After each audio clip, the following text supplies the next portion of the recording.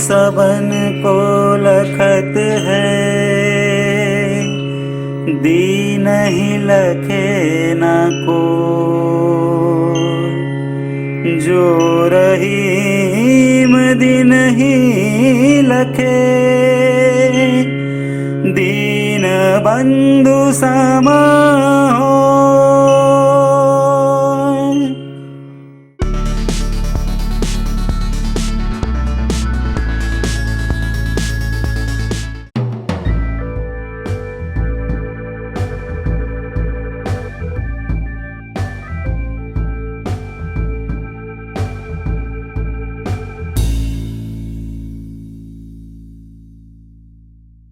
शुरू करें? प्रॉपर आ तो रहा है ना फोटोज वगैरह? रेडी? भाई दिखता नहीं, शूटिंग चल रही है, बीच बीच में परेशान करने आ सकते हो। हेलो, माइक चेक कर। आ रही? नगर निगम से लोग मायूस होकर अदालत, दिखता नहीं क्या भाई, शूटिंग चल रही, देख के चलना चाहिए ना थोड़ा सा। नगर निगम से लोग मायूस होकर अदालत की ओर आ रहे हैं। कैमरामैन छज्जू छतरी के साथ रिपोर्टर, दिखता नहीं क्या भाई? सॉरी यार। नगर निगम से लोग मायूस होकर अदालत की ओर आ रहे हैं। कैमरामैन छज्जू छतरी के साथ रिपोर्टर चिंटू चौटाला। क्या है मैडम, दिखता नहीं? जा रहा हूँ यार भाई, मैं तो यार लोग ही लायक नहीं उसके मैं शूटिंग वूटिंग करूँ, जा रहा हूँ मैं। लो साहब, इसने तो ले ली कल्टी, अपन नहीं करते रिपोर्ट, आ जाओ।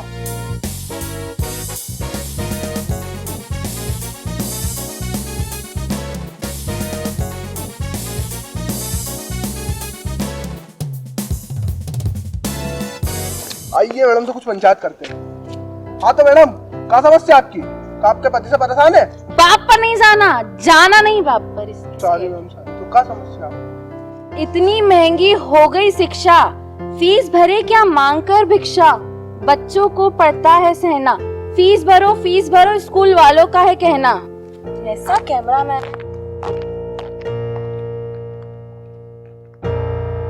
अरे दादा, दादा कैसे हो? क्या समस्या तुम्हें? अरे दादा, क्या समस्या है? अरे भैया, नालियाँ पड़ी है जाम, कोई नहीं कर रहा काम, बिल आता है इतना भारी, कमाई ले गया हमारी सारी। तो कहीं मिलोगे नहीं समाधान? वकीलों का बड़ा हुआ है खर्चा, क्या करूँ उस पे चर्चा। दुविधा मेरी समझो भाई, मैंने कहीं से मदद नहीं पाई। बैठो, मिल जाएगा समाधान, कोई चिंता वाली बात नहीं, बैठो।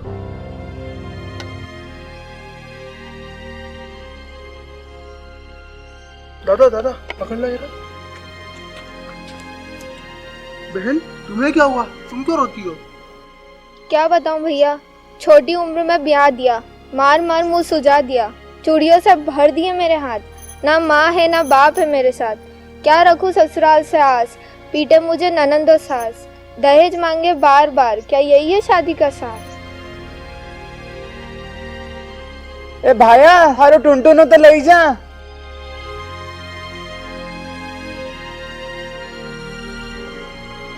क्यों मायूस क्यों हो रही है? दादा, क्या इतने दुखों से भरा है ये संसार? क्या कोई सुनेगा इनकी पुकार? सुनो लोगों, यहाँ आओ। तुम क्यों रोते हो, क्यों परेशान होते हो? वहाँ हो रही है शिविर की शुरुआत, आओ चलो मेरे साथ। चलो चलो दादा, दादा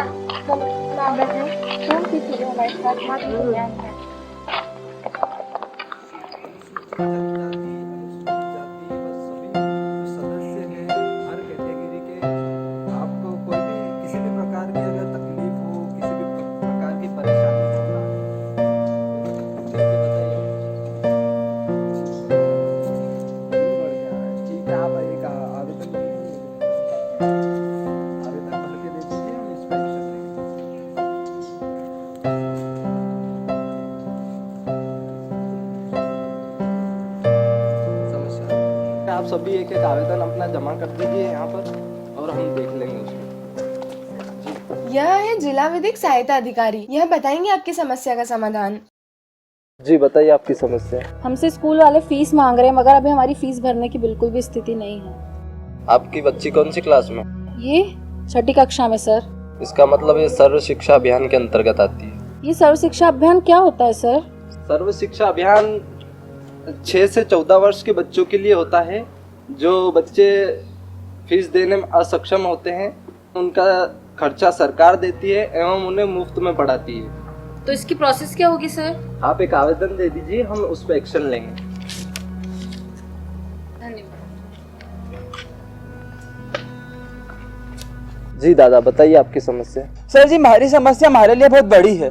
मैं ठहरियो गरीब इंसान, न बिजली का बिल कम आ रही है, न नालियां साफ हो रही है। पार्षद के पास जाओ तो बदतमीजी कर है और गांव वालों की भी सुने नहीं। आपने शिकायत की किसी से? हाँ साहब, वकीलों के चक्कर भी लगा चुका हूँ, पर उनका खर्चा बहुत है। ठीक है, आप एक आवेदन जमा कर दीजिए। साहब, इन सब में खर्चा कितना होगा?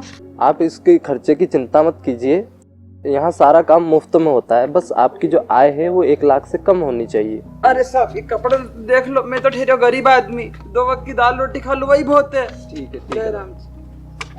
आप सभी लोग अपना आवेदन डालसा के ऑफिस में जमा कर दें। आओ बहन, डरो नहीं। सर, ये बहन को भी दिक्कत है, सुन लीजिए। अरे बहन, घबराओ नहीं, बताओ आपकी समस्या क्या है।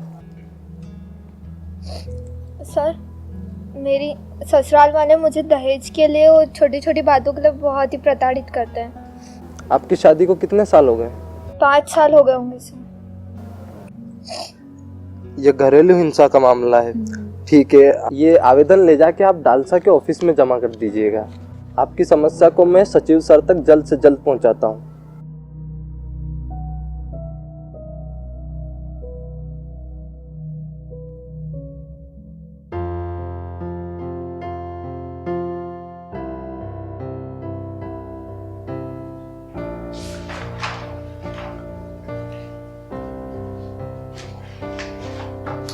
सुनो, यस फाइल सचिव सर को दे दो। और सुनो, थोड़ा जल्दी।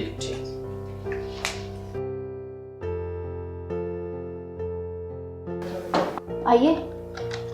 सर, ये अधिकारी साहब ने ये फाइल भेजी है।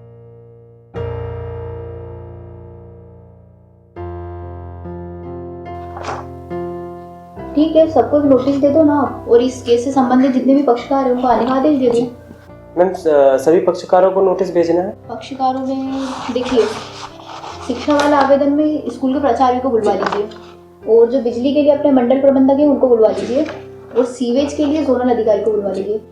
और ये जो सृष्टि वाला केस है, इसमें दोनों हस्बैंड एंड वाइफ को बुलवा लो जी। इनका घर मीडिएशन से बच सकता है जी, तो अपन इसको बिगड़ने नहीं देंगे। लीजिए।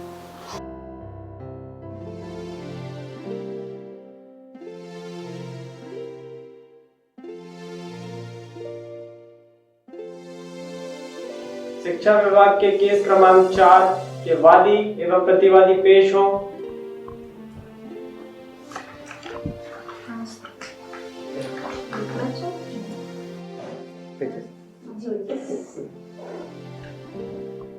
निहारिका जी, अपनी समस्या विस्तार से बताइए। सर, मेरी बेटी लोटस पब्लिक स्कूल में 6ठी कक्षा में पढ़ती है जी। इसकी सालाना फीस 25,000 रुपए है। मुझे आपको बताते हुए दुख हो रहा है कि कुछ समय पहले ही मेरे पति की मृत्यु हुई है, जिसके कारण मेरी आर्थिक स्थिति बहुत ज़्यादा खराब हो चुकी है। मैंने सर से भी इस विषय में बात की थी, परंतु इन्होंने कोई जवाब नहीं दिया। मैं चाहती हूँ कि बताए गए अभियान के तहत आप मेरी बेटी की फीस माफ कर दें। प्रिंसिपल साहब, आपको इस अभियान की जानकारी नहीं थी? आपको इस अभियान के तहत फीस माफ कर देनी चाहिए थी। हाँ, मुझे इस अभियान के बारे में बिल्कुल जानकारी नहीं थी। नहीं सर, मैंने शिविर से जानकारी मिलते ही इन्हें जानकारी दे दी थी। एक तो शिक्षा के अधिकारी होने के बावजूद आप झूठ बोलते हो, और आपको इस अभियान की भी जानकारी नहीं थी। सॉरी सर, सॉरी सर, मुझे पता नहीं था। गलत बात है प्रिंसिपल साहब ये।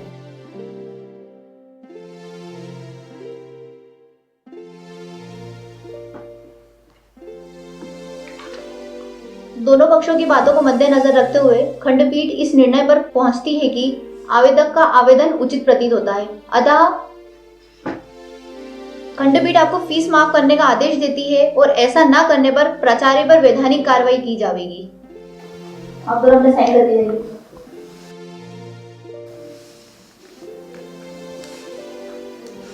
बेटा, अब तो स्कूल जाओगे ना?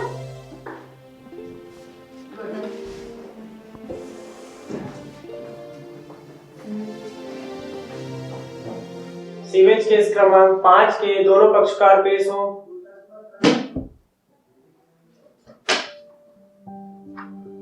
ओ भाई, अदालत ऐसी होती है? रामराज जी, यहाँ तो लोक अदालत है।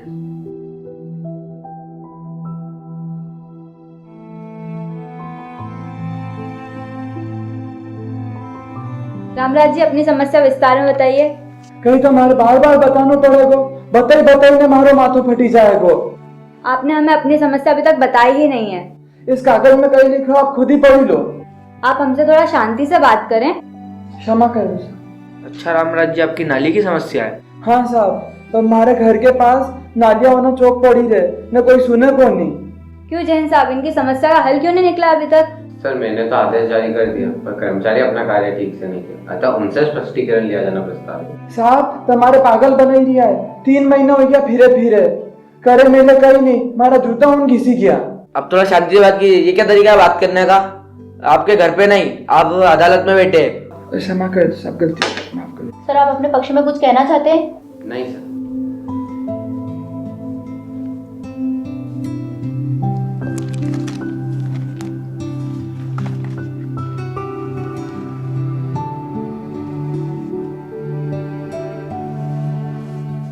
निर्देशित किया जाता है कि नगर निगम को जोनल अधिकारी उक्त समस्या का निराकरण 3 दिवस में कराकर की गई कार्रवाई खंडपीठ को सूचित करें, अन्यथा संबंधित विभाग के विरुद्ध वैधानिक कार्रवाई की जाएगी। धन्यवाद।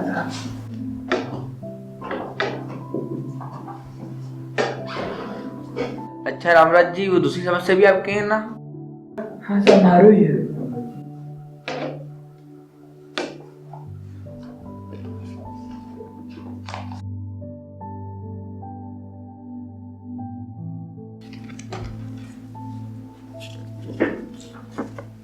अच्छा रामराज जी, आपका बिल बढ़कर आ रहा है? हाँ साहब, मारो बिल बढ़ के भी आई रही है। 1 महीना हो गयो ने बिना नोटिस के हमारे घर की बिजली भी काटी दी। बाबू, अधिकारी जी को बुलाइए। मंडल प्रबंधक पेश हो।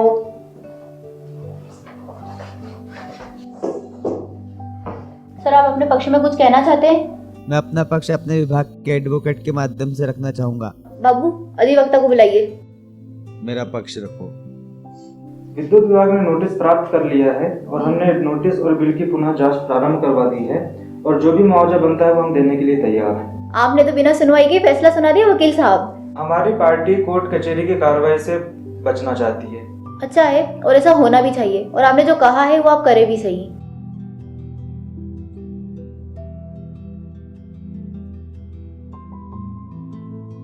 आप दोनों पक्षों की बातों को मद्देनजर रखते हुए खंडपीठ इस निर्णय पर पहुंचती है कि पहला, बिल की राशि में नियमानुसार 75% की छूट दी जावे। दूसरा, मानसिक और शारीरिक रूप से प्रताड़ित होने के कारण मुआवजा राशि 75,000 रुपए दी जावे। एवं तीसरा, भविष्य में किसी प्रकार की भी कोई भी लापरवाही होने पर विद्युत विभाग के विरुद्ध वैधानिक कार्रवाई की जाएगी। धन्यवाद साहब, आपको बहुत बहुत आभार।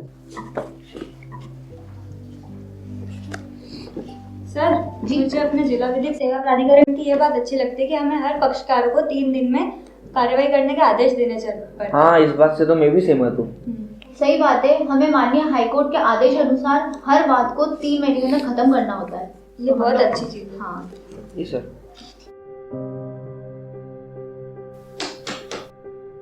हाँ, आइए।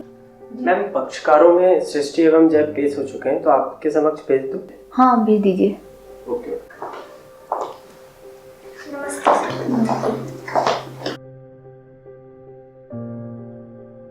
सृष्टि, जय। सृष्टि, क्या हुआ था, ठीक से बताइए।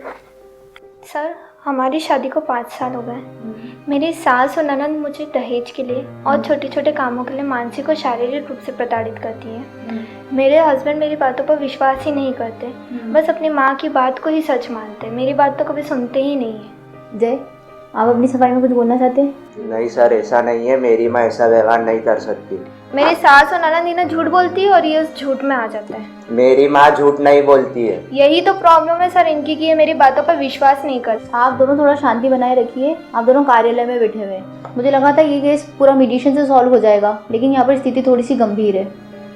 जय और सृष्टि, मैं आपका केस न्यायालय में भेज रही हूँ और आप दोनों अगली सुनवाई पे जय आप अपनी माँ और बहन के साथ पेश हुए और सृष्टि आप अपने अधिवक्ता के साथ आए। सर, मैं इतनी सक्षम नहीं हूँ कि लॉयर अपॉइंट कर सकूँ। सृष्टि, आप बिल्कुल चिंता ना करें। आप जिला विधिक सेवा प्राधिकरण के कार्यालय में बैठी हुई हैं। ये कार्यालय आप जैसे लोगों की मदद के लिए ही बनाया गया है। यहाँ से आपको एक अधिवक्ता भी नियुक्त कर दिए जाएंगे निःशुल्क, और आपके जो दूसरा विधिक खर्चा है वो भी आपको नहीं देना होगा। ठीक है? Thank you sir. ठीक है, थैंक यू।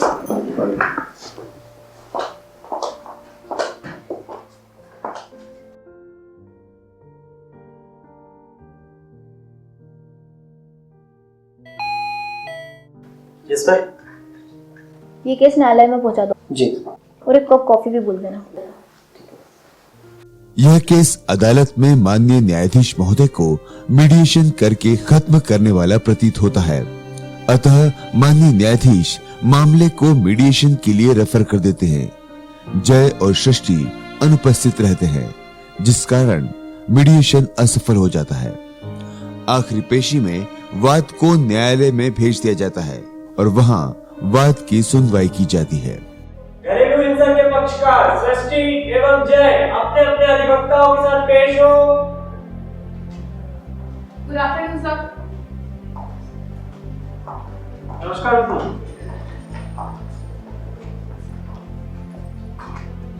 बैठिए। Thank you sir. अदालत की कार्रवाई शुरू की जाए। सर मैं सृष्टि को कटघरे में बुलाने की इजाजत चाहूंगी। इजाजत है।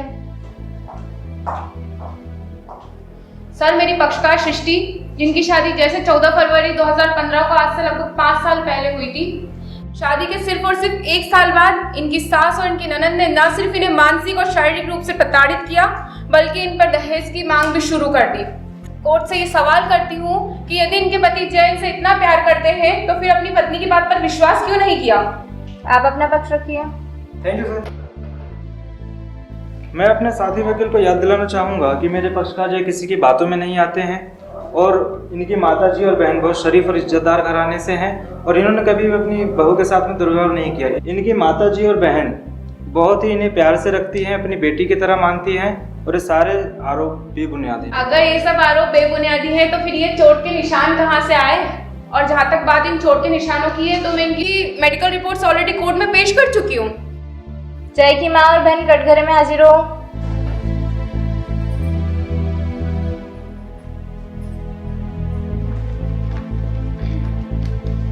क्या आपने अपनी बहू सृष्टि के साथ दुर्व्यवहार किया है कभी? नहीं जज साहब, ये झूठ है। तो क्या आपकी बहू झूठ बोल रही है? हाँ साहब। तो ये चोट के निशान कहाँ से आए? क्या इन्होंने खुद को चोट पहुंचाकर निशान बनाए हैं और आप खड़ी खड़ी इन्हें देखती रही होंगी? कोई आपकी बेटी के साथ ऐसा व्यवहार करे तो? माफ कर दो साहब, मुझसे गलती हुई। हाँ, ये सब मैंने और मेरी बेटी ने मिलकर करा है। माँ, ये क्या बोल रही हो? आप ऐसा व्यवहार नहीं कर सकते हो। बेटा माफ कर दो मुझे। माँ माफ कर दे हमें। ठीक है, अब स्वयं ही आप लोगों ने अपना गुनाह कबूल कर लिया है तो आपको कड़ी सजा मिलेगी। नहीं सर, मैं अपने परिवार में से किसी को भी सजा नहीं दिलवाना चाहती। बस अपने पति के साथ वैवाहिक जीवन में खुश रहना, बस वो मेरी बातों का सम्मान करे, बस इतना ही चाहती। मुझे माफ कर दो। जय, आपको जो कहना है कटघरे में आके कहिए।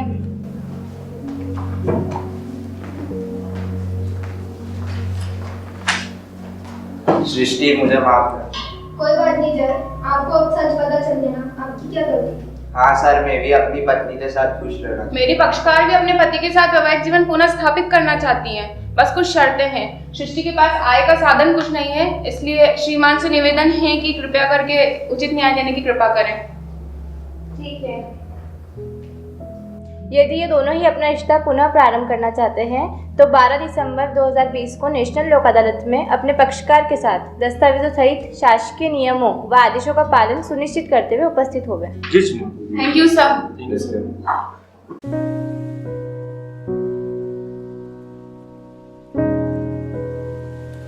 घरेलू हिंसा के पक्षकार सृष्टि एवं जय अपने अपने अधिवक्ताओं के साथ पेश हो।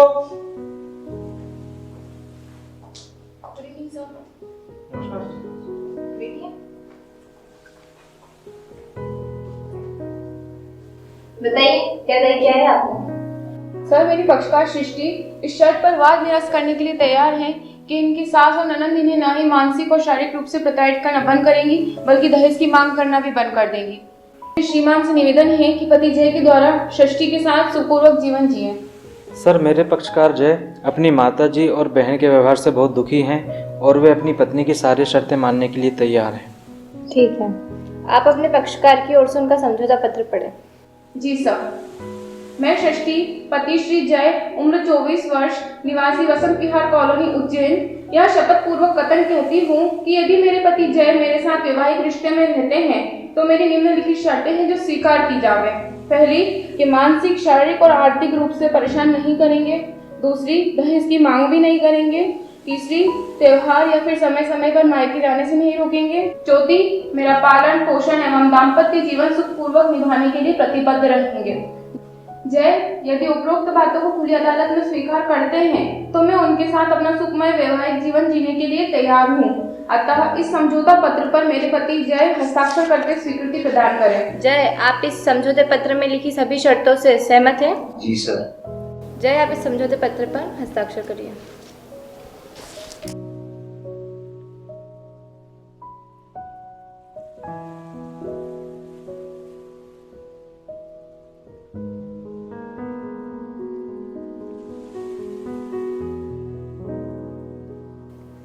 आप दोनों की बातों को मद्देनजर रखते हुए ये खंडपीठ इस निर्णय पर पहुंचती है कि जय अपनी पत्नी षष्ठी को हमेशा खुश रखेंगे और उनका समुचित पालन पोषण भी करेंगे और अपनी शर्तों पर कायम भी रहेंगे। यदि उन्होंने ऐसा नहीं किया और अपनी शर्तों का उल्लंघन किया तो आप पर वैधानिक कार्रवाई की जाएगी। जय की माँ और बहन ने भी गंभीर अपराध किया है, परंतु षष्ठी के कहने पर उन्हें सजा नहीं दी गई है, अतः षष्ठी की उदारता के लिए उनसे क्षमा मांगे। धन्यवाद सर। Thank you sir.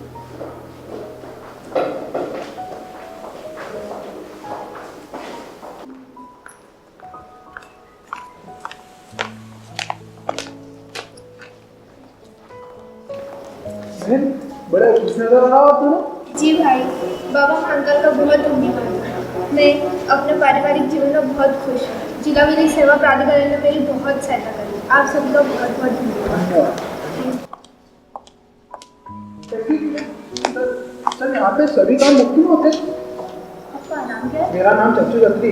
देखिए चच्चू जी, मुफ्त में करे मदद सरकार, सुनती है सबकी पुकार, नहीं है यह कोई उपकार, जिला विधिक सेवा प्राधिकरण देता है निःशुल्क सबका जीवन सवार। ठीक है, thank you sir, thank you. जिला विधिक सेवा प्राधिकरण उज्जैन द्वारा यह लघु फिल्म विधिक सेवाओं, निःशुल्क विधिक सहायता, लोक अदालत, मीडिएशन आदि के प्रचार प्रसार के लिए जो तैयार की गई है, यह बहुत प्रशंसनीय काम है। यह देखते हुए कि हमारे पास बहुत सीमित संसाधन थे और ऐसा पूर्व का कोई अनुभव नहीं था, उसके बाद भी हमारे पैरालीगल वॉलंटियर्स द्वारा यह लघु फिल्म इस प्रकार तैयार की गई है कि जनमानस को हमारे द्वारा जो योजनाएं उनके लिए बनाई गई हैं उनका प्रचार प्रसार हो, उनकी उसकी जानकारी हो, उसके लिए एक मील का पत्थर साबित होगी। इसके लिए मैं श्री भूषण एवं अन्य जो सहभागी रहे हैं इस लघु नाटिका में, खास तौर से हमारे जिला विधिक सेवा प्राधिकरण उज्जैन के सचिव श्री पद्मेश शाह, जिन्होंने इस संबंध में एक प्रमुख भूमिका अपनाते हुए सभी सदस्यों को एक साथ रखकर यह लघु फिल्म इस प्रकार तैयार की गई है जिससे कि जनमानस को हमारी जो सेवाएं हैं उनकी जानकारी मिल सके और उनका लाभ ले सके। धन्यवाद। आंगन में चम चम चमके न्याय का रोशन तारा, यही संकल्प हमारा, यही संकल्प हमारा।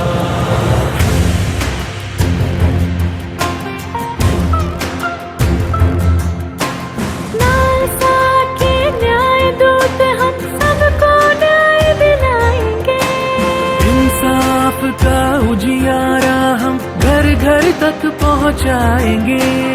औरत बच्चे दुखिया निर्धन हम बोलेंगे सबके लिए।